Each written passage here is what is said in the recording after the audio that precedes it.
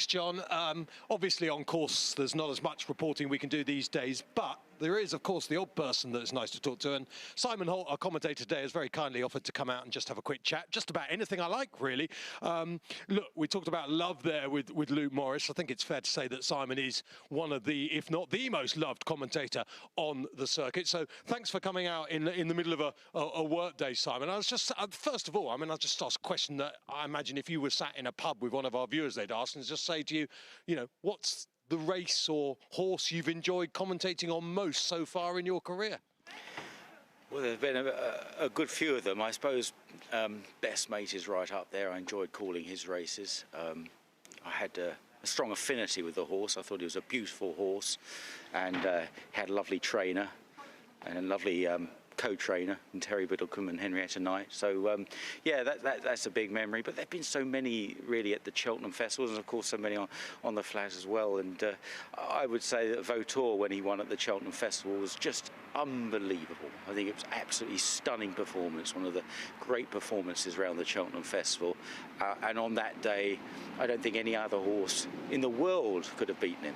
So that was exciting as well. But there's been a lot. I've been very, very lucky. Yeah, of course, Faheen is still around, but we shouldn't forget that sort of Vautour and Faheen were like a couple at one stage, and there was a sort of debate about which one of the two was better. And you're right, that day at Cheltenham when Vautour won, he floated over every fence. It was, remember York Hill winning as well the day he won at Cheltenham. He sort of floated. It was just magical to watch. Yeah, I mean, you do see these great jumps. I mean, Sprinter Sacre, I should have mentioned him, of course, because that great comeback, there's nothing more compelling than a sporting comeback. And when he won the Champion Chase, coming back from all his travails, that was a marvellous day as well. But yeah, I mean, there's too many to mention, too many memorable rounds of jumping, brave performances, class performances. So much to look forward to every year, and I, for one, like so many of the viewers, are really looking forward to it in a few weeks' time.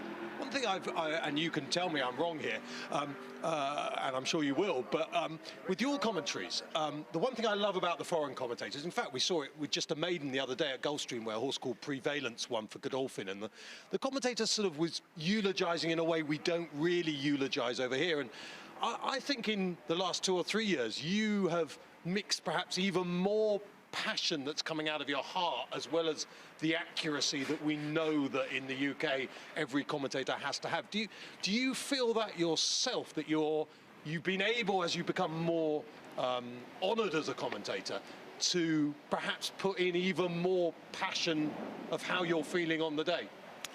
Well, on some occasions, yes, the passion comes through. I have very strong allegiances. I love to see good horses.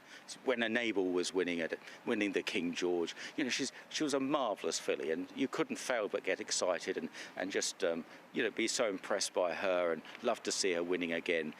A lot of the job on a day like today, may I say, you know, there's a degree of acting, darling, you know, when it comes to the end of the race and you're getting excited, so you're kind of forcing it a little bit. But I don't find it any difficulty on the big days with sort of getting excited. Now, I actually have to tell myself, just keep a lid on it. Don't go too soon. Yes, I told myself. Don't go too soon. I wake up, those are the first words I say. That's right. So I've been wary of that, and occasionally I have gone too soon, and it's been a bit of a squeak at the end. The King George, which Unbeatable beat Crystal Ocean, Edredon Bleu winning at Cheltenham Festival. And I'm not very proud of those, but you know, it is from the heart, because I love the sport. I love horses and I love racing. See, I think those are the ones that the people, so to speak, just normal people who just love the game, have had a bet. I think they're the ones though the people really like, because it feels special, different. Yeah. Well, personally, I mean, I have the odd bet, but I'm not a big punter. And if, in a way, having a bet in a big race kind of spoils it a bit, because you're just looking at the one you've got a financial interest. But if your heart's in it, then you can really just enjoy the race. And if it's a fantastic finish, a great performance, like Vautour or Best Mate winning his 3rd Gold Cup, Unbeatable winning again, Stradivarius winning another Gold Cup, you know, these are monumental performances and something to be admired and go way beyond having a financial interest, I think. Let's go back to the pub questions then. The one that almost anyone who works in racing gets asked, flat or jumps. It sounds like, from your point of view, it's the class that matters rather than the category. Yeah, I mean, I love quality racing, and if I'm not working, I would just look at the good meetings. If I have to go to a minor meeting, perhaps out of my area, which is in the south, it's harder work because I don't know the horses so much. So I like, quality flat, quality jumps, almost equally. Maybe the jumps, there's just a little bit more of the sport in it, a bit more of a sport than a business, but equally the big flat occasions. You know, I love the King George, I love the classics. St Ledger is a great race, and the Arc, of course, which is the pinnacle. Let's quickly rattle through the big races at Cheltenham, just from your point of view. Gold Cup is meant to be the blue ribbon. It looks wide open for all that Albion Photo could easily land 3. I think it's impossible, don't you, to be sure about what's going to win at them. I mean, Albion Photo, he's done it twice. He's scrambled home last year, didn't he? Santini was closing all the way to the line. Poor old Lost in Translation ran great, but seems to have a few issues, and the stable's very becalmed. It's very hard. I'd love to see Frodon win. I have a real affinity with Frodon. He's one of the best jumpers, maybe the best jumper I've ever seen, although Vautour's aforementioned performance was pretty stunning around Cheltenham. But he's an amazing, I mean, I've said it's a match made in racing heaven, Frodon and Bryony Frost. They just go together so beautifully. I'd love to see him win the Gold Cup. I never thought he'd be up to it. I never thought he could win a King George, but he just keeps on surprising people. I didn't think it was the right way round at Kempton. I don't think it is. He jumps to the left, but he still managed to win. But how you work it out, how he could win a King George with so many fancied runners seeming to run badly. Can he do it again at Cheltenham? I'd love to see it. Always in these kind of conversations, it's very easy to go off on a tangent. But you just mentioned the Frodon thing going right-handed, and obviously we all know that some horses hate going a certain way, but most horses, I would say, probably operate both ways. Do you think we, in racing, or the racing group, people, trainers, owners, whatever it is, get too het up about left or right, number of races a horse can run? You have to run 2 races a season to win a Gold Cup rather than 10 races a season. Do you think we all get too caught up in what we think is the right way rather than actually what could be?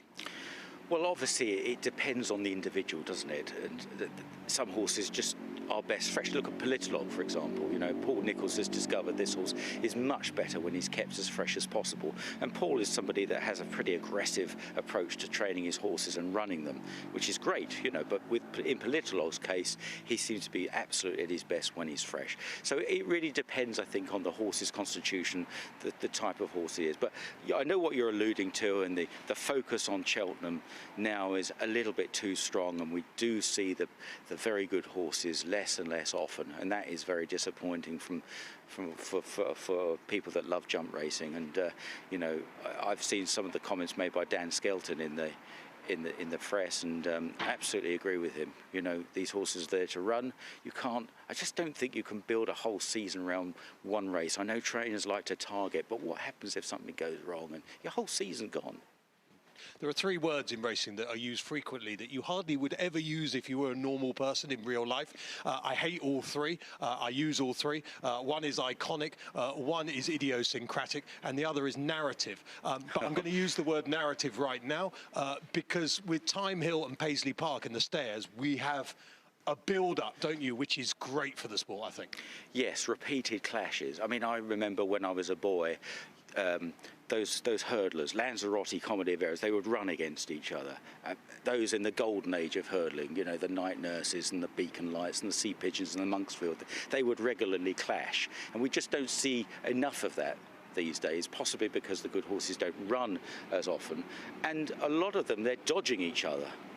You know, there's enough soft options to go and run at Wincanton or run in the Contenders Hurdle at Sandown, or, you know, races that I think should be made more open, maybe turned into limited handicaps. You know, stop this business where there's these safe harbour, these little races to run in.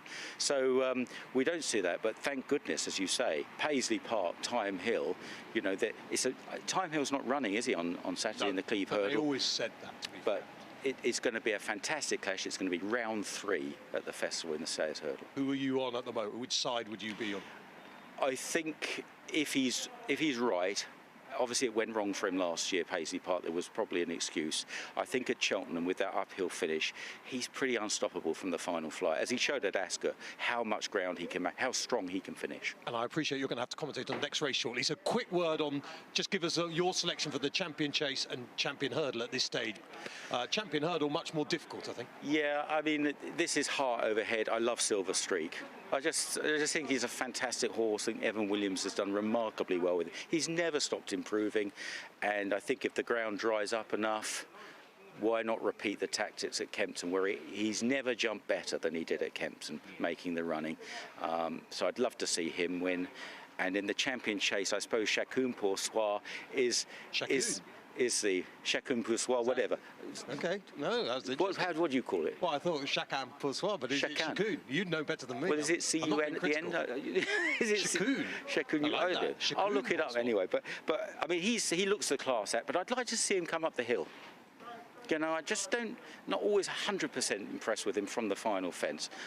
Maybe I'm very wrong about that. Nubi Negra didn't do much wrong at Kempton. I think Altior probably should run in the Ryanair. Simon, look, I really appreciate you taking time out. Not at all. Top commentator, top bloke as well. Thanks for joining us. Thank you.